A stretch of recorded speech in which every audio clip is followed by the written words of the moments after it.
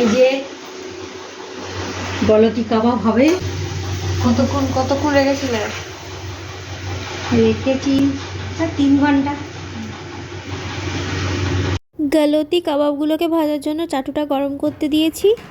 এই দেখো চাটুটা পুরো গরম হয়ে গেছে। এবার আমরা কাবাবগুলোকে ভাজবো।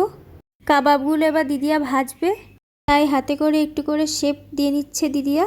তোমরা যদি কখনো গলতি কাবাব করতে চাও তাহলে হাত দিয়ে শেপ দিতে পারো, আর না হলে খুন্তি দিয়ে হালকা করে প্রেস করলেই তোমরা এরকম গোল গোল গলতি কাবাব তৈরি করতে পারবে। হ্যাঁ, তোমাদের যদি গলতি কাবাবের রেসিপি লাগে তাহলে আমাকে কমেন্ট করো, ঠিক আছে? ভিডিওটা আমি ফাস্ট ফরওয়ার্ড করে দিয়েছি, কিন্তু কাবাবগুলোকে আমি লো টু মিডিয়ামে ভেজেছি, ঠিক আছে? হাই ফ্লেমে ভাজলে মানে টেস্টটা ঠিক সেইভাবে আসবে না।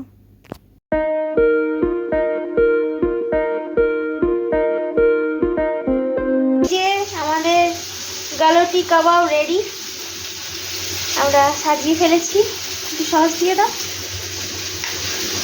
এই যে আমার দিদিয়া এখানে ভাজছে। কেমন গন্ধ ছেড়েছে রে! আসলে রেসিপিটা কার দেখতে হবে তো। আর আমার রেসিপি আর দিদি করছে, সেটাই তো। আমি সব পুর করে দিয়েছি, দিদি ভাজছে। বল।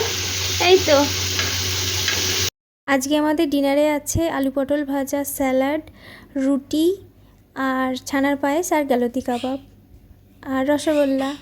আমার ভিডিওটি আমি এখানেই শেষ করছি। ভিডিওটি ভালো লাগলে like, comment, share and subscribe my channel.